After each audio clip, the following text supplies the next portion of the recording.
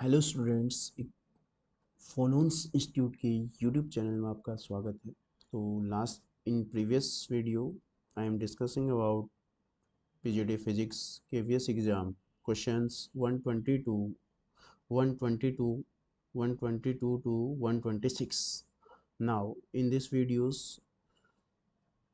uh, in these videos we solve out the questions 127 127 to 131. ठीक. So move on. Question number 127. ठीक, which is based on the electrostatic and concept of potential energy. So let's start now. Questions: three charges 8 microcoulomb, -1 microcoulomb, 10 microcoulomb are placed at A, B, C, D respectively. ये given figure है, ये A है और ये B है और ये C इस तरीके से इसमें रखा है और ये डिस्टेंस 4 और ये डिस्टेंस 3 गिवन है। तो पोटेंशियल एनर्जी हमको फाइंड आउट करनी है। तो देखो पोटेंशियल एनर्जी क्या होता है, अगर हमारे पास टू चार्जेस हैं Q1 और Q2 है तो इस सिस्टम की जो पोटेंशियल एनर्जी होता है वो K Q1 Q2 upon R, not R square, ठीक है, ओनली आर। और always remember that taking charges with sign, plus होगा तो प्लस और माइनस होगा तो माइनस के साथ हमको क्या करना है, साइन को लेना है। तो इस क्वेश्चन में देखो हमारे पास कितने कन्फिगरेशन पॉसिबल है। तो जो हमको potential energy of the system find out करना है, सबसे हमने निकालना पड़ेगा potential energy due to charge A B, ठीक है, फिर plus potential energy due to charge A C, plus potential energy due to charges B to C. ठीक, तो वन बाय वन क्या कर रहे हैं हम, इनकी वैल्यू रख रहे हैं के क्यू वन क्या है 8 × 10⁻⁻⁻6, 8 × 10⁻⁻⁻6 Q1। और Q2 ए और बी की बात कर रहा हूँ, माइनस है तो माइनस ही लेना पड़ेगा आपको, -6 अपॉन आर। इन इसके बीच की डिस्टेंस ये कितना है 4 और ये 4 और 4 8 हो जाएगा और सेंटीमीटर को मीटर में बदलेंगे तो 8 × 10⁻²। स्क्वायर नहीं करेंगे, बहुत सारे बच्चे जल्दीबाजी में स्क्वायर कर देते हैं।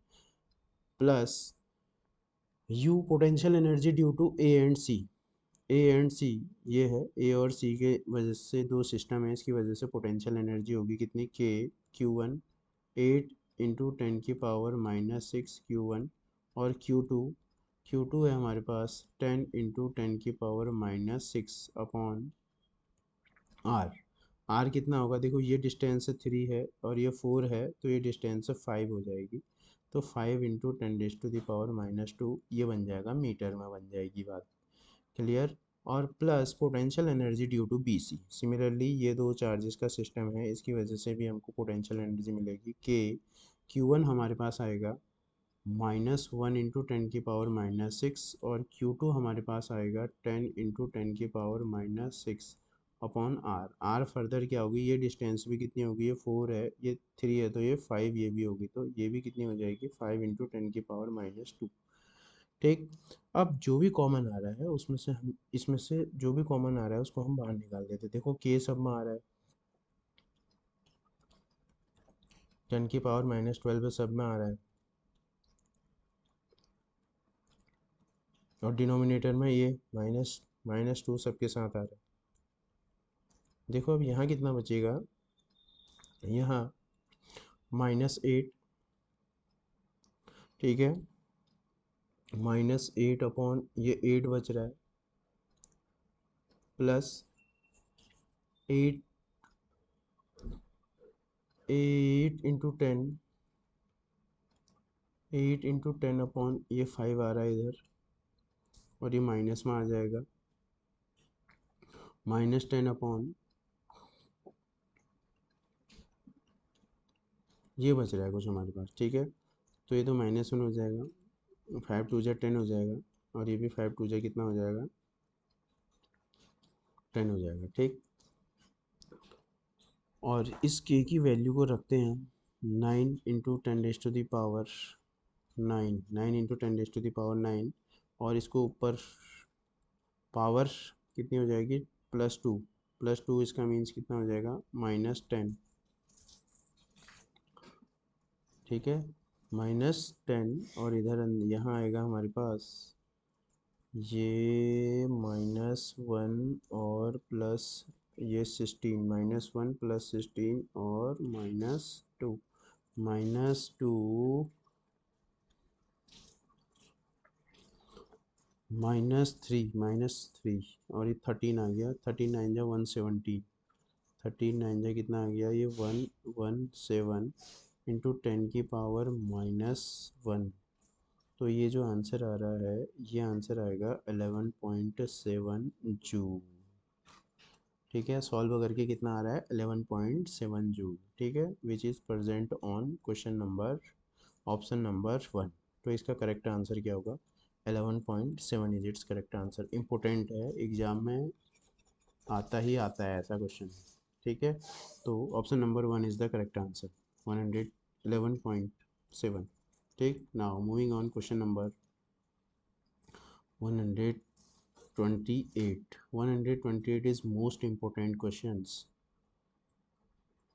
ठीक है, एरिया डिवीजन और डिस्टेंस डिवीजन से रिलेटेड है। तो क्वेश्चन देखो, कैपेसिटर प्लेट्स हमको दिया है, इसमें जो डाइलेक्ट्रिक कांस्टेंट 3K है, इसमें K है और इसमें 2K है, ये D है और ठीक है, और ये पूरा D है। तो यहाँ और ये एरिया, तो सबसे फर्स्ट हम क्या करते हैं, देखो ये है, यहाँ सबसे पहले क्या हो रहा है डिस्टेंस डिवीजन हो रहा है। Distance division. तो डिस्टेंस डिवीजन से अगर हम इन दोनों कैपेसिटर प्लेट को ऐसे आपस में कट करते हैं, कट करेंगे तो these two plates are connected in series. ठीक है, सीरीज में कनेक्टेड हैं। ठीक, तो उसके बाद क्या हो जाएगा, इन दोनों को रिप्लेस करके हम सीरीज, और उसके बाद क्या हो जाएगा एरिया, और एरिया होगा तो फिर क्या हो जाएगा, फिर पैरेलल वाला बन जाएगा कंडीशन। तो सबसे पहले इन दोनों का सीरीज निकालते हैं, के और 2K का हम। तो सबसे पहले हम C1 और कैपेसिटर को सीरीज में हम 1/C equal to C equivalent 1/C1 + 1/C2। ठीक है, तो जब हम फर्दर इसको सॉल्व करेंगे और पैरेलल प्लेट कैपेसिटर का कैपेसिटेंस हमको पता है एप्सिलॉन नॉट A, और अगर हम K मीडियम इंसर्ट कर दे रहे हैं तो अपॉन D, ये क्या है capacitance of parallel plate capacitor. ठीक, तो अब हम इसमें क्या कर रहे हैं 1/C, C की जगह क्या रखेंगे epsilon not A in the place of A/2, और K की जगह हम रखेंगे ऐसे K एप्सिलॉन नॉट A/D। ठीक है, D, और in the place of D put put 2D/3। तो ये 3 आगे आ जाएगा और इंटू ये 2D यहाँ चले जाएगा, ये 1/, ऐसे हो जाएगा। क्लियर, 1/, ये बन जाएगा C1 प्लस 1/C2। फिर से देखो एप्सिलॉन नॉट K की जगह 2K एप्सिलॉन और epsilon A in the place of A/2, K epsilon not A/D, D, और D की जगह क्या रखेंगे ऐसे 3D रख लेते हैं। ठीक है ना, ये इस तरीके से आया। क्लियर हो गया, फर्स्ट स्टेप तो यही करना है। तो ये 1/C इक्विवेलेंट चल रहा है, 1/C इक्विवेलेंट चल रहा है। तो 1/C इक्विवेलेंट को जब हम फाइंड आउट करेंगे 2 × 4D हो जाएगा, और ये कितना हो जाएगा 3K एप्सिलॉन नॉट A हो जाएगा, और प्लस 2D और 3 × 2 = 6, 3 × 2 = 6, 6K, ये कैंसिल हो जाएगा, ये 2D ऊपर चले जाएगा, 3 × 2 = 6, 6K क्या है 6K एप्सिलॉन नॉट A आ जाएगा इस तरीके से, और ये कैंसिल हो जाएगा 3 टाइम्स। तो 4D और D, ये सेम हो गया, 4D और D कितना हो गया 5D, ये आ जाएगा 5D/3K एप्सिलॉन नॉट A, ये 1/C इक्विवेलेंट आ गया। अगर हम यहाँ से सी इक्विवेलेंट निकालेंगे तो ये 3K epsilon naught A by 5D आ जाएगा। ये दोनों का ये आ गया है 3K एप्सिलॉन नॉट ए अपॉन 5D। ये क्या आया बताओ, ये इन दोनों का आया। ठीक है, ये हमारे पास अब इस तरीके से बन गया है। अब ये हमारे पास दो, इसको हम दो को हमने एक ही बना दिया। अब ये 3K और 3K के साथ अगर हमको इसको कनेक्ट करना है A/2,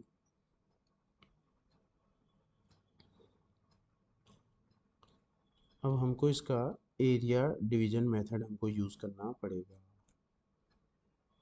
ठीक है, तो इसके लिए हमको K और 3K K और K और 2K that is 3K epsilon not A और 2D, इस तरीके से 2D और D।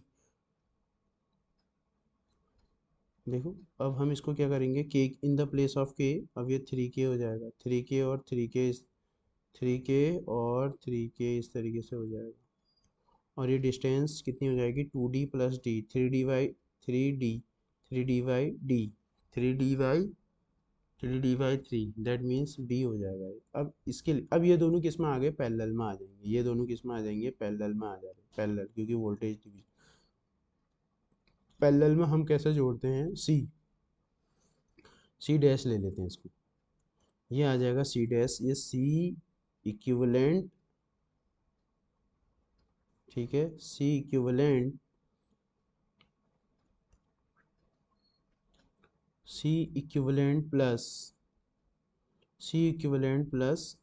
सी कर देते हैं हम इसको। ये इसका हमने कैपेसिटेंस को हमने सी ले लिया। सी इक्विवेलेंट को हम डायरेक्ट यहाँ वैल्यू रखते हैं कितना, 3K एप्सिलॉन नॉट ए अपॉन 5D। ये तो इन दोनों की जगह आ गया है, इन दोनों की जगह ये आ गया। और ये इसके साथ पैरेलल में है। पैरेलल में कैसे लिखेंगे, के की जगह 3K एप्सिलॉन ए की जगह A/2 और डी की जगह कितना आ जाएगा, ये आ जाएगा हमारे पास 2D आ जाएगा। कितना आ जाएगा, कितना आ जाएगा 2D आ जाएगा। तो एलसीएम ले लेते हैं 10, 10 एलसीएम आ जाएगा। तो इधर कितना आ जाएगा 6K एप्सिलॉन नॉट ए और प्लस 15K एप्सिलॉन नॉट ए, 15×6 = 21, ये आ गया 21/10K एप्सिलॉन नॉट ए अपॉन ये डी आ जाएगा। ठीक, ये सी डैश। अब इसका और इसका रेशियो निकाल के, इसका और इसका रेशियो निकाल देते हैं, के epsilon naught A by D. जब ये के epsilon naught A by D और इसका अगर हम रेशियो निकालेंगे तो जो सी डैश इक्वल टू होगा 21/10 आ जाएगा ये के, ये आ जाएगा। ठीक है, तो 21/10। तो मोस्ट इम्पोर्टेंट क्वेश्चन है, थोड़ा टफ क्वेश्चन है। ठीक है, तो टफ क्वेश्चन है, तो इसका जो हमारा जो करेक्ट आंसर आ रहा है 21/10। जो फोर्थ ऑप्शन क्या है इसका बिल्कुल करेक्ट आंसर होगा। ठीक है, तो सबसे पहले मैंने क्या किया, डिस्टेंस डिवीजन किया और उसके बाद फिर एरिया डिवीजन लगा दिया। सिंपल सा, आपको पता होना चाहिए जो capacitance of capacitor with dielectric के epsilon naught A by D होता है। बस पहले सीरीज में फिर उसके साथ पैरेलल में कर दोगे तो जो रेशियो लेंगे इसका सी और सी डैश का रेशियो लेंगे तो एट द टाइम क्या आ जाएगा, तो 21/10 के इसका करेक्ट आंसर आ जाएगा। ठीक ठीक, जो कि ऑप्शन नंबर 4 में प्रेजेंट है। Now question number 129, 3 sales E1 E2 E3, इनके EMF दे रखा है E1 E2 E3, internal resistance R1 R2 R3 ohm respectively connected in soul. ये सब इस तरीके से कनेक्टेड है। द इक्विवेलेंट EMF का हमारे पास जो फॉर्मूला होता है यहाँ पर, ये फॉर्मूला आपको याद होना चाहिए, EMF का इक्विवेलेंट अपॉन इंटरनल रेजिस्टेंस का इक्विवेलेंट इक्वल टू होता है R1, ये होता है हमारे पास E1 अपॉन इसका इंटरनल रेजिस्टेंस, दूसरे का EMF, इसका इंटरनल रेजिस्टेंस, थर्ड सेल का EMF और इसका इंटरनल रेजिस्टेंस। ठीक है, बहुत इंपॉर्टेंट क्वेश्चन है ये, आपको सीधे डायरेक्ट लर्न होनी चाहिए। तो अब हमको E तो पता ही है, E इक्विवेलेंट हमको फाइंड आउट करना है। E1 R1 ये सब हमको पता है ना, क्वेश्चन है हमको क्या फाइंड आउट करना है, ये आर इक्विवेलेंट फाइंड आउट करना है। तो आर इक्विवेलेंट हम कैसे फाइंड आउट करेंगे, these all are connected in parallel. तो पैरेलल में हम क्या करेंगे, one upon R equivalent equal to one upon R1 plus one upon R2 plus one upon R3। तो one upon R equivalent equal to आ जाएगा one upon one plus one upon 0.5 plus one upon three.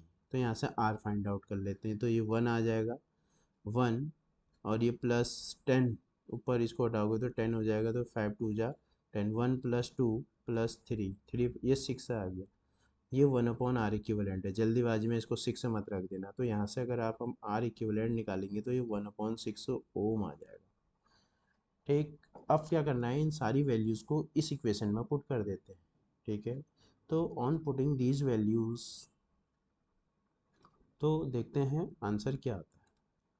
तो ये हमको find out करना है, ई equivalent हमको find करना है, अपॉन आर इक्विवेलेंट हमने निकाल लिया है। E1 9, 9 upon R1 1 plus E2 5, 5 upon 0.5, E2 5 और इसके कॉरस्पॉन्डिंग इंटरनल रेजिस्टेंस प्लस ई थ्री 3 और वन अपॉन थ्री ऊपर आ जाएगा, तो ये 9 हो जाएगा।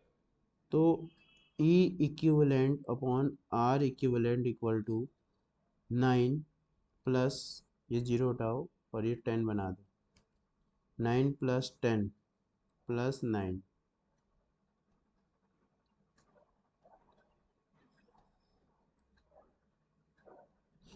कितना 19 और 20, 28,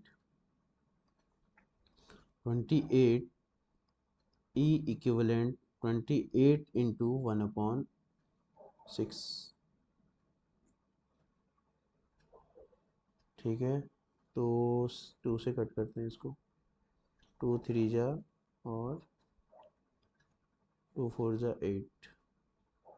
तो ये जो आंसर आ रहा है हमारे पास, ये आ रहा है 14/3, 14/3, 14/3। यहाँ चेक करते हैं E1 कितना है हमारे पास, E1 है 9, 9/1, 14/3 तो कोई ऑप्शन है नहीं, 8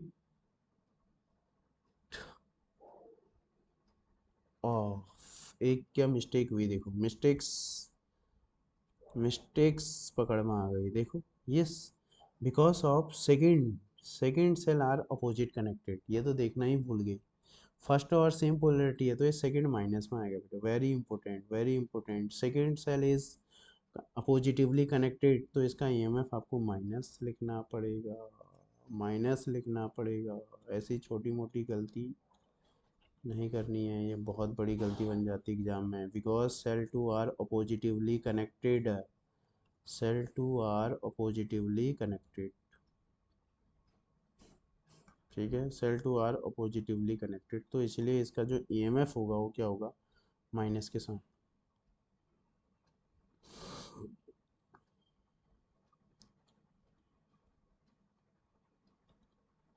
माइनस यूज़ करना पड़ेगा क्योंकि ये दोनों तो सेम पोलरिटी के हैं और ये माइनस है, तो ये कितना हो जाएगा, 8, ये 8 आ जाएगा, 8 कितना आएगा ये, इसको जब सॉल्व करेंगे तो ये 8 आ रहा है, 8। तो ई इक्विवेलेंट कितना आ जाएगा, 8 इंटू आर इक्विवेलेंट 6, ये अब आ रहा है, 2 3 जा 6 और 2 4 जा 3।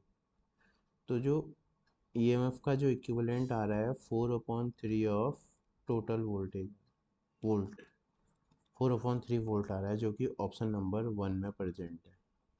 ठीक है, तो ऐसी गलतियाँ नहीं होनी चाहिए एग्जाम में, because cell two are oppositively connected है।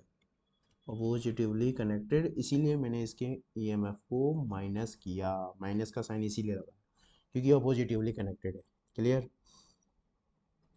Now question number 110 130 question number 130, temperature coefficient of potentiometer wire. देखो पोटेंशियोमीटर वायर में जो टेम्परेचर कोफिशिएंट की बात कर रहे हैं अल्फ़ा एल, और जो पोटेंशियोमीटर वायर होती है वो किससे मिलकर बनी होती है, एलॉय, एलॉय की बनी रहती है। और जो एलॉय के लिए जो अल्फ़ा होता है ना वो क्या होता है, नेग्लिजिबल होता है। तो इसका जो करेक्ट आंसर है वो क्या होगा, थर्ड होगा। ठीक है। और मेटल, ठीक है, मेटल के लिए अल्फ़ा क्या रहता है, पॉजिटिव रहता है। और सेमी कंडक्टर, ठीक है, इसका मतलब टेम्परेचर बढ़ाने पर जो रेजिस्टेंस है वो भी बढ़ता है। और सेमीकंडक्टर और इंसुलेटर के केस में, इंसुलेटर के केस में अल्फ़ा होता है नेगेटिव होता है। इसका मीन्स टेम्परेचर बढ़ाएंगे तो जो रेजिस्टेंस होगा वो डिक्रीज होगा। एलॉय के केस में जो अल्फ़ा होता है वो अप्रॉक्स जीरो होता है, दैट मीन्स। तो जो बहुत सारे इस क्वेश्चन में बहुत सारे बच्चों ने आंसर क्या लगाया था, लो लगाया था, तो जो फिर से गलत हो गया। लो नहीं, लगभग नेग्लिजिबल ही होता है, जीरो होता है लगभग। ठीक है। और अगर हम इसका रेजिस्टिविटी वर्सेस, अगर हम इसका ग्राफ भी बनाए ना तो इस तरीके से आता है एलॉय का। ये क्या है, एलॉय का। ठीक है ना। तो इससे हम ऑब्जर्व कर पाते हैं कि जो एलॉय है वो टेम्परेचर पर इंडिपेंडेंट होते हैं, तो इसीलिए जो पोटेंशियोमीटर वायर होती है वो एलॉय की बनाई जाती है। Clear. Now moving on, question number 131। Question number 131 is the semiconductor physics. Energy band of three matter are given below. ठीक है। here V and C represent valence, V valence band को रिप्रेजेंट कर रहा है, C कंडक्शन बैंड को represent कर रहा है। द मटेरियल आर रिस्पेक्टिवली, बहुत ही इजी क्वेश्चन है। देखो ये जो B होगा, ये जो B होगा इसमें जो Eg है, फॉरबिडन एनर्जी गैप जीरो है। इसका मतलब ये क्या हो सकता है, ये अच्छा कंडक्टर होगा, तभी ये क्या हो सकता है, फिर ये कंडक्टर हो सकता है, बी वाला कंडक्टर हो सकता है। बी वाला जो क्या होगा, कंडक्टर होगा। ठीक। और इंसुलेटर में जो क्या होता है, सबसे ज़्यादा एनर्जी गैप होता है, तो सी वाला क्या होने वाला है, इंसुलेटर होगा। सी वाला क्या होगा, इंसुलेटर होगा। और ये जो ए है, ए क्या होगा, ए होगा सेमीकंडक्टर। ठीक है। ए क्या होगा, सेमीकंडक्टर। तो सबसे ए पूछ रहा है, ए होगा सेमीकंडक्टर, बी होगा कंडक्टर और सी होगा इंसुलेटर। तो जो इसका ऑप्शन है वो सेकंड इसका क्या हो जाएगा, ऑप्शन करेक्ट हो जाएगा। क्लियर। तो सेमीकंडक्टर फिजिक्स से इसी तरीके के क्वेश्चन पूछे जाते हैं प्रीवियस एग्जाम में। ठीक है। तो इस वीडियो में हमने डिस्कस किए थे 5 क्वेश्चन डिस्कस किए थे इसमें 126 to 131। ठीक। तो ये क्वेश्चंस, ये वीडियो, ये जो सीरीज में चला रहा हूँ, ये आपको कैसी लग रही है, इसका रिस्पॉन्स कमेंट बॉक्स में आप ज़रूर दीजिए। ठीक है। इससे मुझे पता चलेगा कि, इससे मुझे एक रीइंफोर्समेंट मिलेगा कि मैं इस तरीके की वीडियो को और ज़्यादा से ज़्यादा बनाऊं, और जो कि वो आपके सक्सेस में एक इम्पोर्टेंट रोल प्ले कर सके। ठीक हो गया। तो आज के लिए इतना ही। Thank you.